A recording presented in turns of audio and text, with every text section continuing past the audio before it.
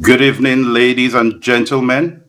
Welcome to another show this evening with Professor Bolaji Akinyemi as we deal with different issues from the United States to Ghana to issues happening in Portugal, issues happening in Nigeria, and a whole host of other questions that have been submitted and we're going to be putting across to the professor. So, without taking too much time, we will start to look at some of the questions, Professor, that people have submitted. The first one here is much closer to Nigeria, where you are. Is a Nigerian government building has been destroyed by a private Ghanaian. What are your views on the situation that is evolving there? Well, thank you for that question. Good evening, friends, participants. Now, I have the latest finding by the Ghanaian government, which, without beating about the bush, the Ghanaian government has said they will rebuild that building. They will prosecute the people who were responsible for demolishing the building, but also asked for the High Commission to formally apply for a title deed to that land. The Ghanaian government admitted that the Nigerian government had informed them of the acquisition of that land, had paid all the fees, and but that the Nigerian government did not wait for the title deed to be issued by the government before development started on the land. So basically, that's the findings. I don't want to bore you with all the other ramifications that involved a third party to whom they say part of that parcel of land was sold to by the original owners. It is a bit murky, but what I have told you is the latest finding from the Ghanaian side. If I could repeat it, one, they will rebuild. Two, Fantastic. they've apologized at their own cost, by the way. They've apologized and admitted that the destruction was a violation of the Vienna Convention and that they will prosecute those who did so. But that the Nigerian High Commission did not wait for the processes by which the title deed to the land would have been issued, but they admitted that the Nigerian High Commission paid all the fees and that they should now formally apply for the title deed and one will be issued. Wow. Fantastic outcome there. Excellent. All right. While we're still talking about Nigeria, maybe we should deal with this point where a group of Nigerians raised an appeal in UK courts over the spillage of oil in the Niger Delta area. And the question here is this: should foreign governments be liable for private company violations like we are seeing in the Niger Delta?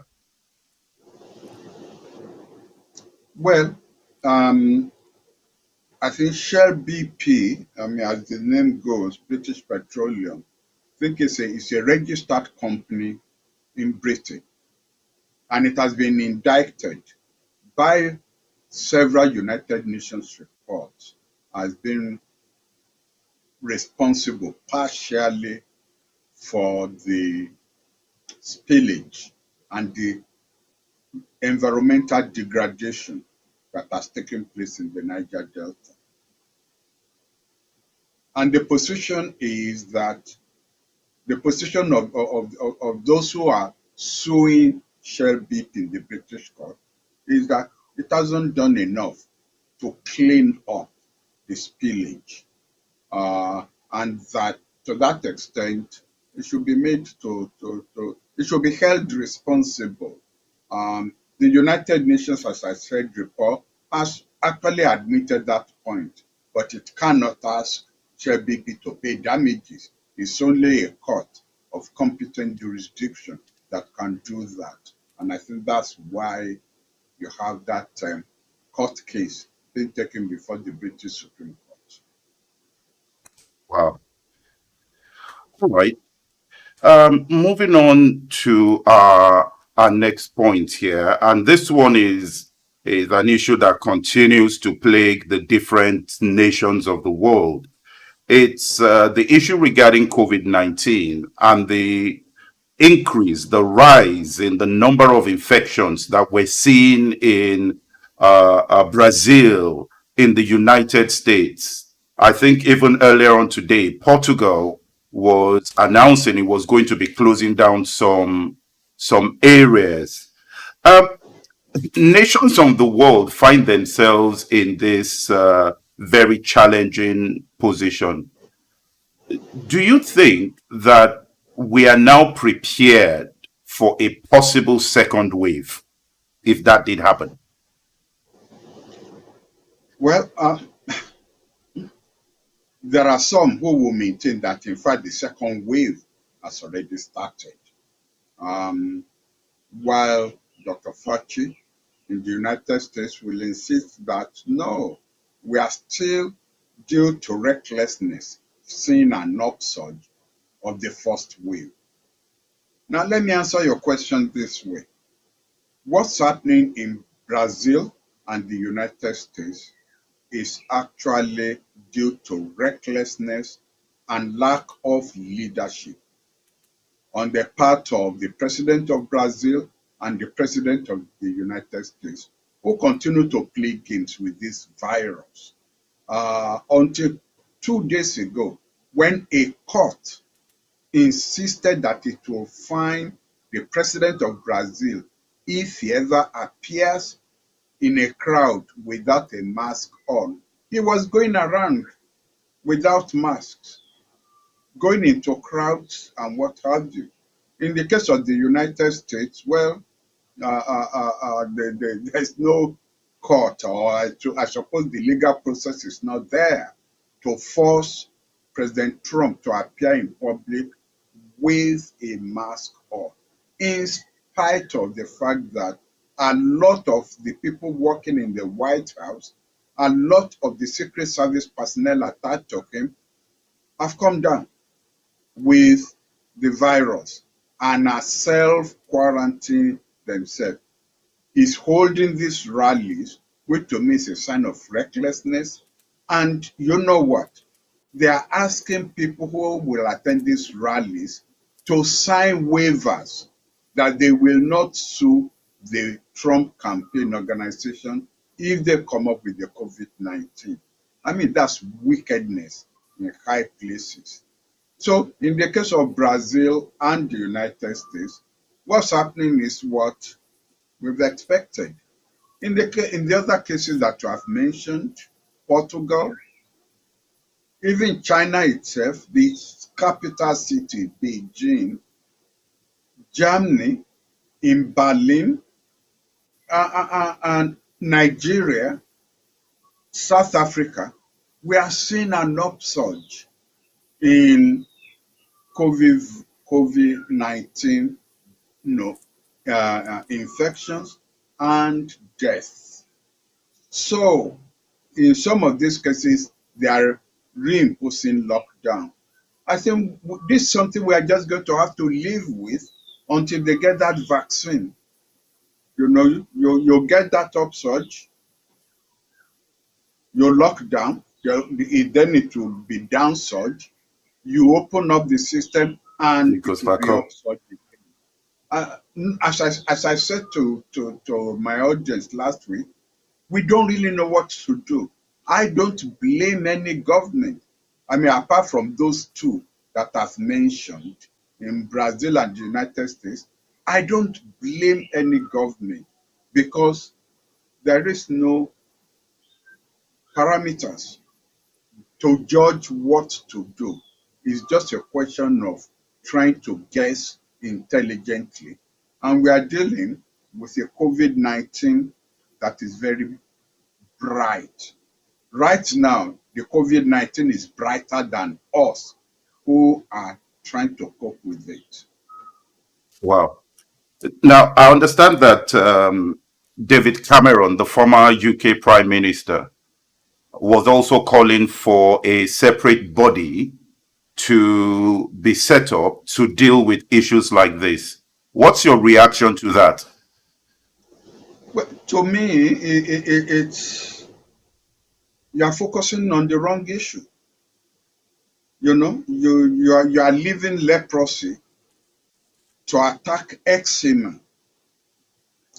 He says he's not satisfied with the way the WHO had handled this in terms of giving early notices and sufficient notices to allow governments to put in place measures. But the fact is, even after WHO raised that alarm level to a pandemic, there were several governments that did not take measures. Others in Europe did, but the United States and even the United Kingdom did not. Who says if you have a new organization dominated by scientists and funded by the private sector? Those are the two things that is advocating. Who says that these governments will listen to them? Politicians don't really show much respect for scientists. They often think they can beat the rap. So to me, this just sounds like a way to divert resources from WHO to a new organization when there is no guarantee that what is proposing will work. Again, the situation of becoming a statesman after you are no longer in office, to implement ideas that are coming to you. I really have I'm sorry, I don't have much regard for politicians who become statesmen or who attempt to become statesmen after they leave office. Wow. All right. We've got a very interesting question here that will be interesting to see how you respond to this. Someone says your resume is something a lot of young professionals would desire. What drove that level of education at the time? And do the younger generation have such opportunities like you did? Well, I mean, I'll have to say that the younger generation has more opportunities than I did. When I went to Oxford University for my doctorate degree, I don't think there were up to 6 Nigerians there. If you go to Oxford now, I think you probably will find up to 20, if not more. If I knew such a question like this was going to come, I would have done a bit of research. If you go to Cambridge, the same thing is replicated. If you at my time are now several there. If you go to the London School of Economics, the same thing. If you at my time, several now. And in terms of opportunities, having acquired the requisite skill, when I came back to Nigeria in 1970 to teach, there were only really, I don't think we had up to 6 universities. Ibadan, Ife, Lagos, Nsukka, ABU, that makes 5. Let's throw 1 in and say 6 universities. Now, you have more than 50 universities in Nigeria, who are looking for lecturers. I'm aware of this because I'm sort of involved in trying to sanitize the system, because you have a lot of universities where it's people with MA degrees who are lecturers. You have a situation where a professor in one university goes to two other universities to teach at the same time because there are not enough people. So if you have the degrees, come back home. The opportunities are there. Wow. But And incidentally, they have just advertised the post of the Director General of the Nigerian Institute of International Affairs, which has just become vacant. So there you are, an opportunity opening up there. And I was the Director General for 8 years in that institute. wow. But for the people who are uh, in Nigeria today, I know when I was in Nigeria, living in Nigeria, we always had ASU strike, and sometimes we're at home for months. You have infrastructure problems and things like that. What would you say to the people who are looking at the negative aspects of the environment, who are based in Nigeria, and feel that these are the blockers to them developing themselves? Quite right. A lot needs to be done about upgrading our university system infrastructurally, financially, and of course in terms of in terms of how you reward the reward system for university staff, so that you will not continue to have this breakdown of the system. Wale Soyinka once advocated that the university system should be shut down for 2 to 3 years.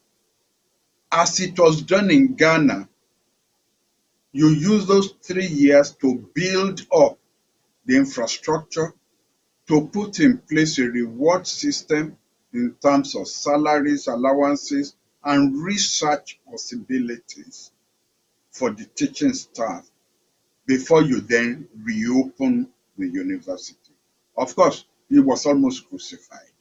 Um, Sooner or later, we are going, because what looks like is happening is each time you take one step forward in terms of development, an issue arises, whether from the government side or from ASU side.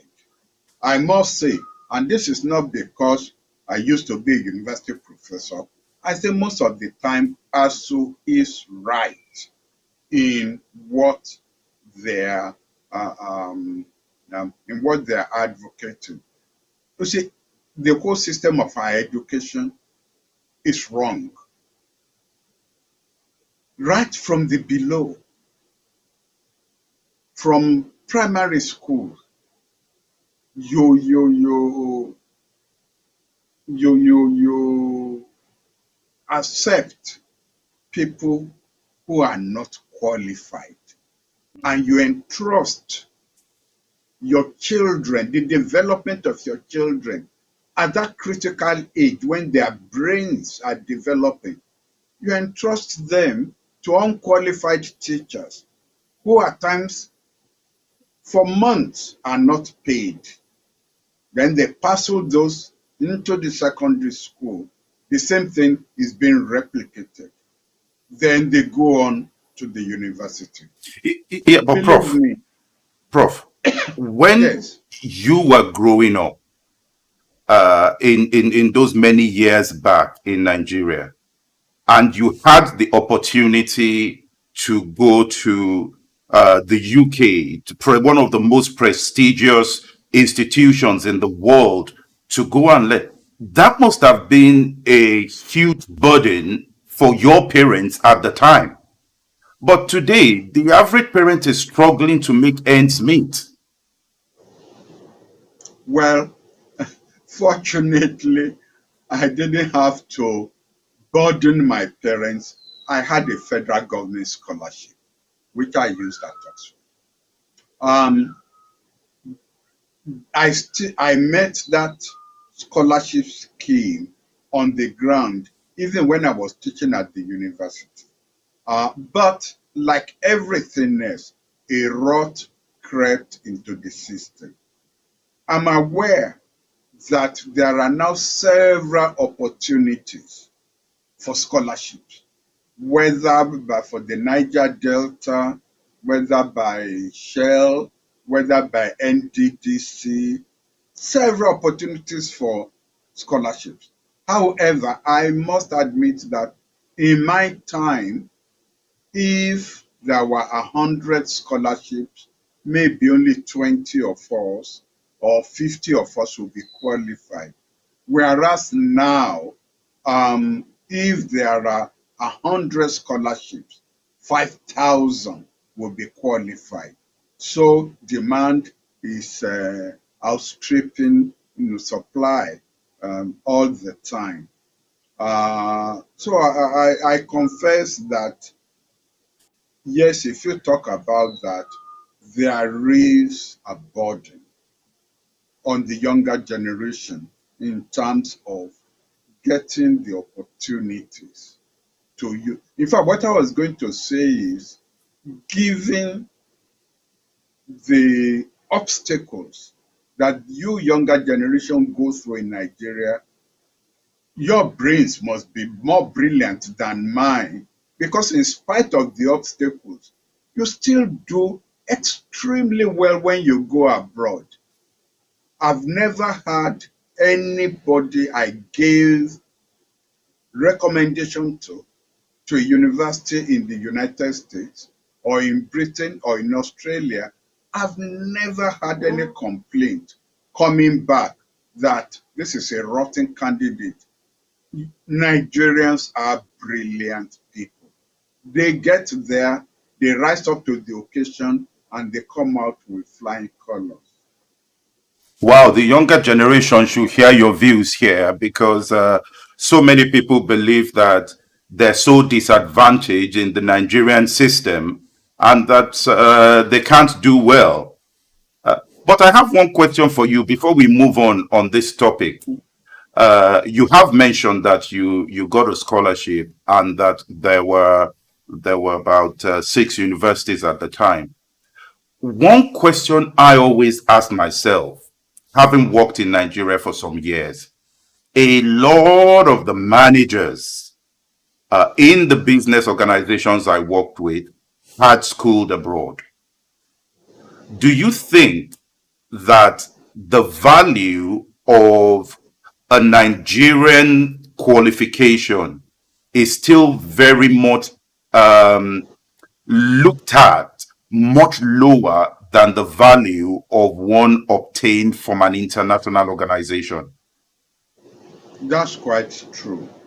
And it's based on practical experience, where you ask somebody with a BA degree from a Nigerian university to write a letter of application, and he cannot. The tenses are out of place, the grammar is wrong, he doesn't know how to put paragraphs in. Whereas you take somebody from a BA in Warwick University, all that is no problem to him. And in the course of the interview, the guy from a degree from abroad performs better. There's no doubt about that. So that's why I said we will need to overhaul the education system in Nigeria. We will need to overhaul it. Are people being promoted to become professors a bit too early?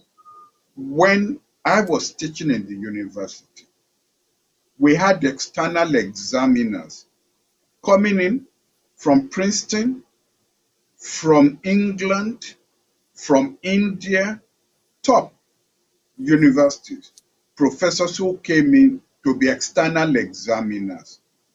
They were examining not only the students, they were examining us, the lecturers, because it's what I have taught my students that will be reflected in the result, in the answers they will give. And if that answer is substandard all across the board, then it means my lecture is substandard. So we had that. But after the Naira lost its value and they couldn't pay anymore for external examiners, they started using internal examiners. And frankly, to me, this is like incest, in-house breeding. Just the mechanism for maintaining the standard was no longer there. We will have to go back and reinstall that mechanism of external examiners, while at the same time dealing with the reward system for lecturers. Wow. Okay.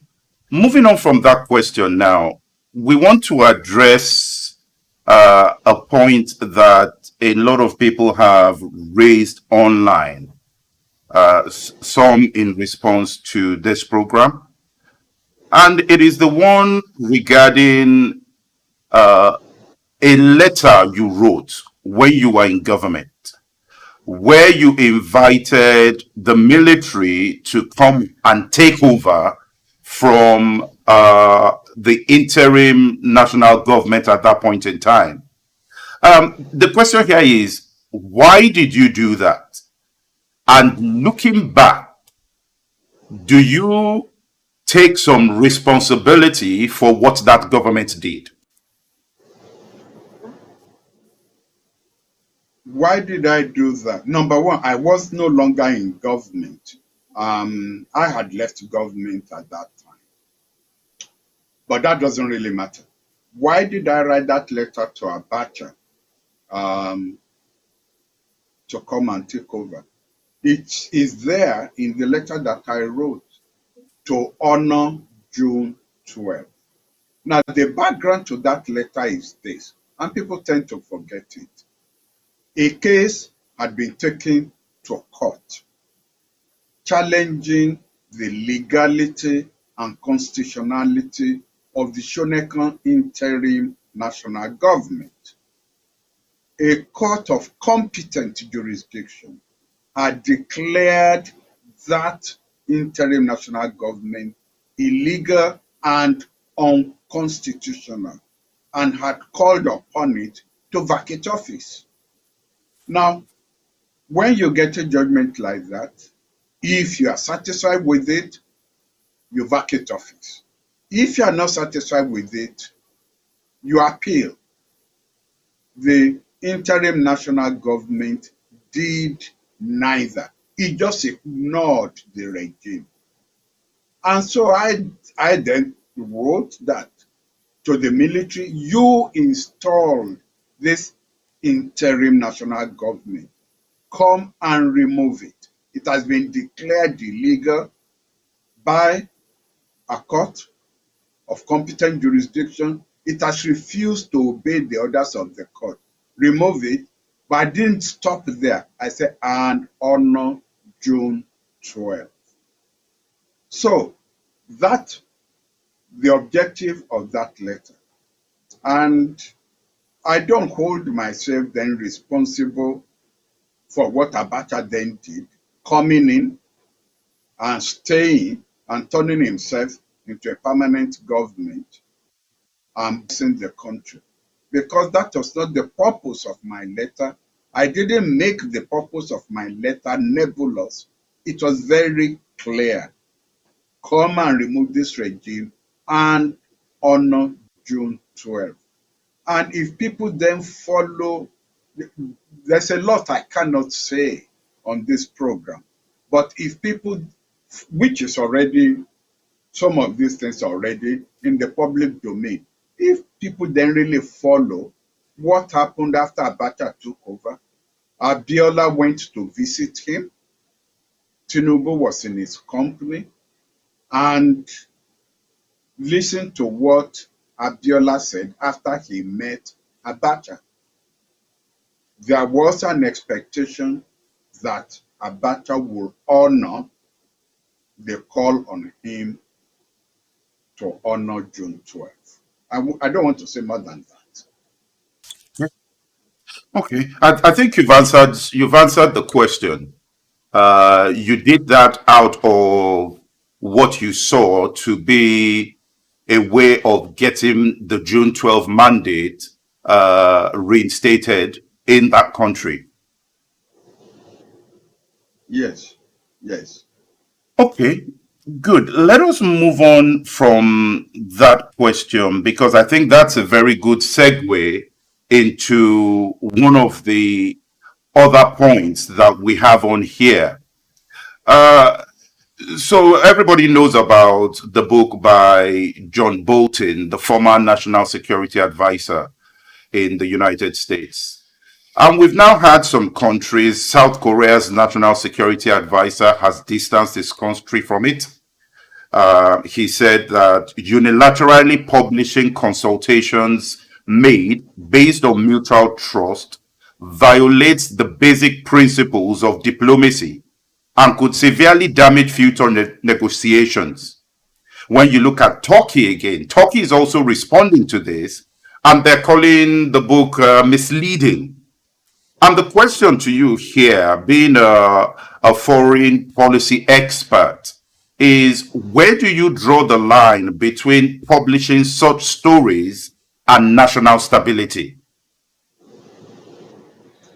It's never easy. It's a conundrum that we all face. I've been out of office now for, I think, about 40 years or so, and I still haven't published my memoirs. But I have started writing, and I think I'm on chapter 9 now. It's probably likely to be 2 or 3 volumes. But I've waited this long just because I faced this dilemma as to which facts that you're exposed to, which ones are top secret, and which ones should be released into the public domain. That's number one. Number two is when should it be released into the public domain? You'll recall, if I could use examples from the Nigerian environment, that Gawan hasn't published an autobiography. Ojukwu never wrote about the Civil War. He kept promising that he would write, he never did. T.Y. Danjuma has not written a book about his role from 1966 until he retired in 1979. Babangida has not written a book about his 9 years in office. So, and all, it's not because they cannot write, it's not because the data is not there, but you sit back and you try to make sure that no damage is done to what the South Koreans have made reference to. Because there are things that are said in terms of diplomacy, in negotiation, that are not meant for the public domain. Maybe 40 years down the line, when the participants, the actors, are no longer on the scene, and the issue has just become one of historical interest, then you could come out and do this. But I have noticed that it has become a tradition in the United States and in Great Britain as well, that as soon as people leave office, they rush to publication, they rush to judgment. I don't know what the motivation is, but I recognize that it is there. I don't think it is something that should be encouraged. There's plenty of time for history to reveal what was done. Do you know people are still writing books on the Second World War? People are even still writing history about the Roman Empire. So what is the hurry if it is not ego driven? So I would tend to agree with South Korea and with Turkey that it was too early to release some of this data, and it is bound to have a negative impact on negotiation, on diplomacy, because then you can no longer be frank with the man you are negotiating with if 3 years or 4 years down the road and you are still in office, it's going to be published what you have said, whereas it could just be a negotiating strategy on your part, saying this without meaning that it will be accepted, but you want to trigger off a reaction from the other side. Then it is put in a blank and provocative way. And please accept this from me. I mean, I've been a professor now for only God knows, donkey years. No history is ever accurate. Wow. It's the interpretation of the author who wants to put himself, especially if it's a biography, he wants to put himself in a good light. But history books are never the truth, the whole truth, nothing but the truth. But Don't Prof, believe that. before we move away from this topic, you have been in government at the highest levels.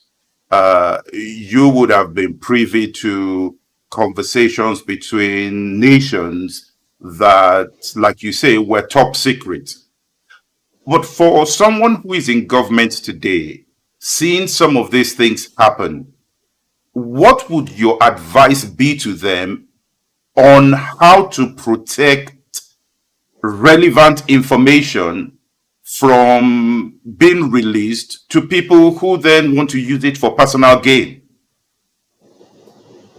Well, the Bolton was not an outsider. He was an actor on the scene. So nothing could be hidden from him. He was the national security advisor. So it's like asking what could be hidden from a foreign minister while his president is negotiating with another president. Nothing.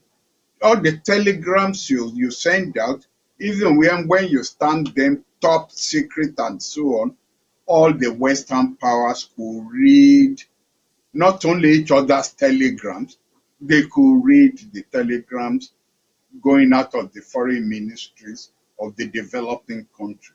So before your ambassador even gets it, it is being read, either by the CIA or the MI5 or what have you. That's the nature of the game. And in any case, these days with WikiLeaks, Mm. please, you will get to read the original cable even before history calls for it. Wow, wow, wow. All right. So, for another question I'm looking at here is that for someone who is aspiring to build a career in foreign policy, what would your thoughts be on what that kind of person should do? It depends actually. If you want to be a scholar in foreign policy or in international affairs, obviously your discipline must be related to that, especially as you get to the master's degree and the doctorate degree level. That's to be a scholar in the field. But if you want to be a foreign policy actor, it means you have to be a politician. Because when a president gets elected, it's from among the politicians is going to appoint a foreign minister. But the people whom the foreign minister, whether he has any experience or not, will depend upon the professionals in the ministry who their first degree might not have been in history or geography, but as again they climb up the grades in the ministry, they would have gone for advanced courses that are then related to international relations. Then they will have practical experience understudying his seniors in the military. So there are three, to that extent, there are three levels or three categories.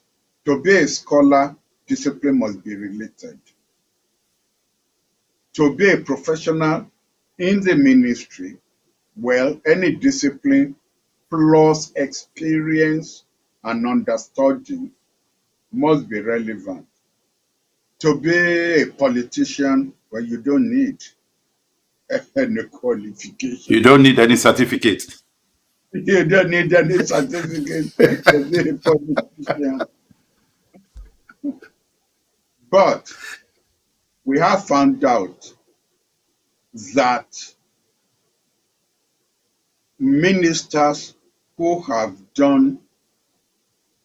left a legacy behind, who are not just pictures on the wall, have been those who have been scholars in the field or have opened themselves, have been professionals in their own field and have then given the opportunity, embraced being directed.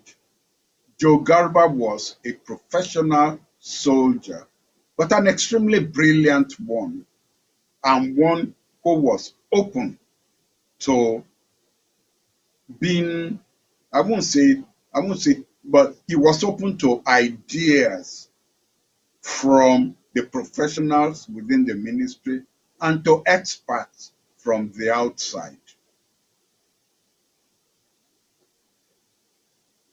Wow. I can see some comments here that are giving the thumbs up to Igbobi College.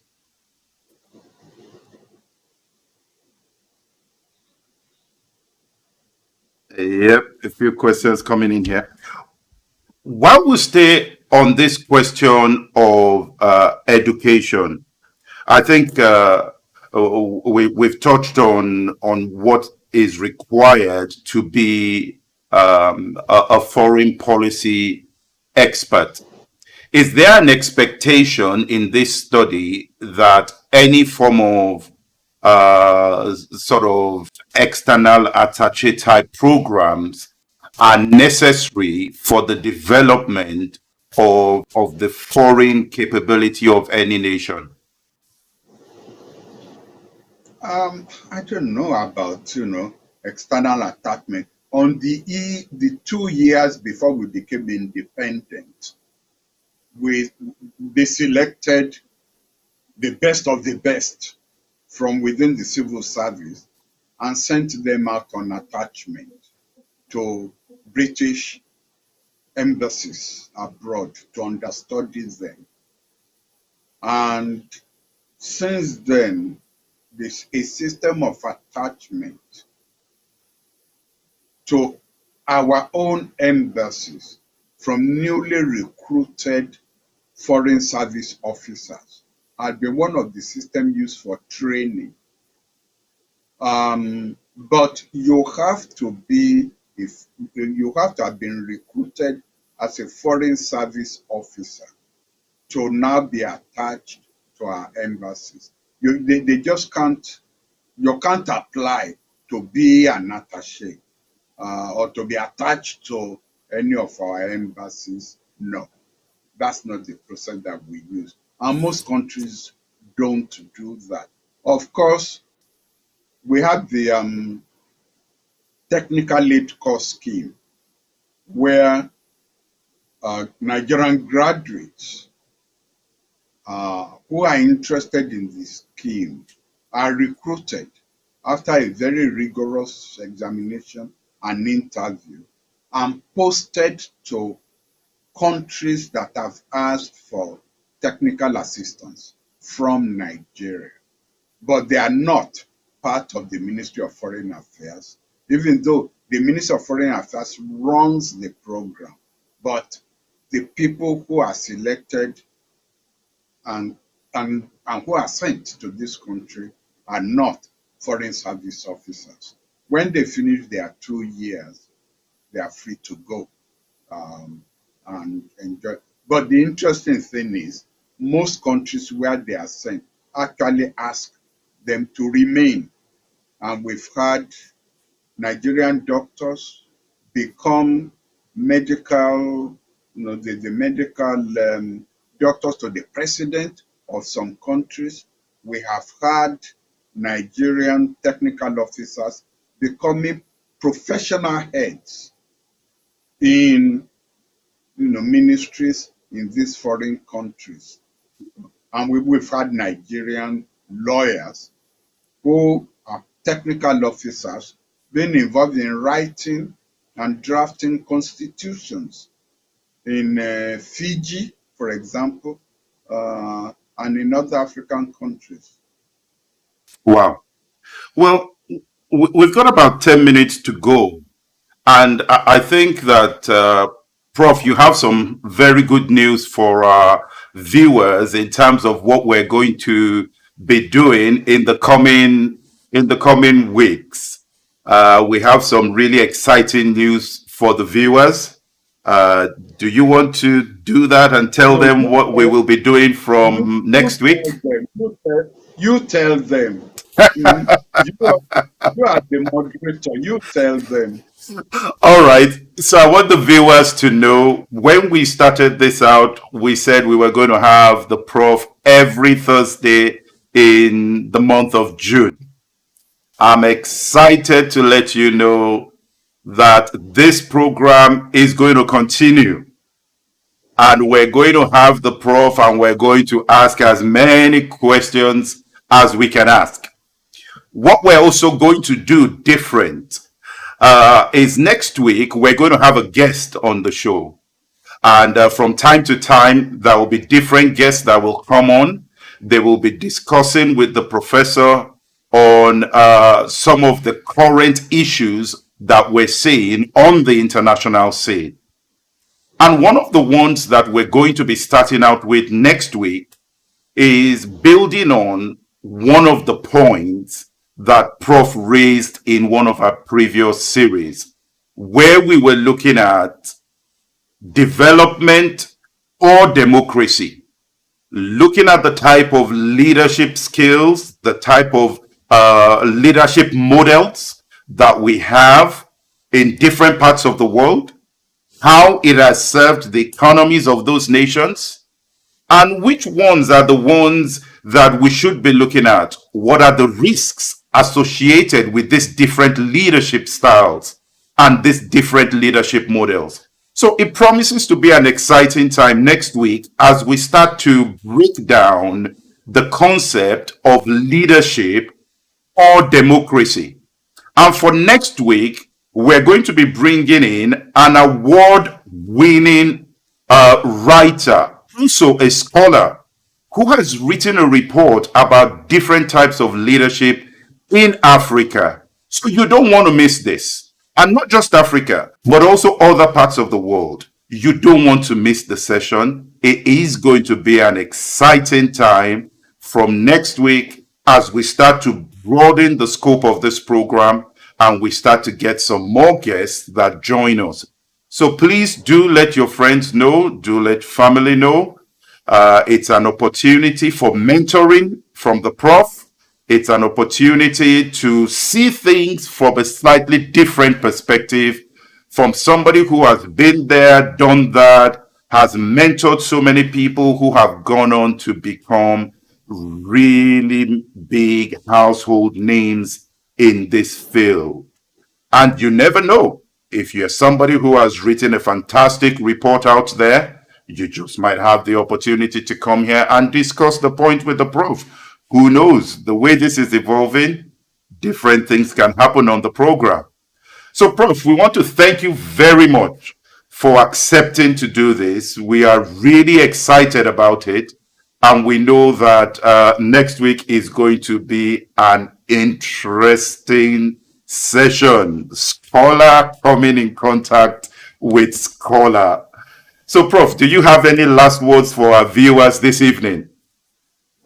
Well, it's just to thank them for having been with us for this period, to thank them for actually protesting that they don't want it to be ended, that they want it extended, and that in fact we are reacting to their own preference for having more of these sessions.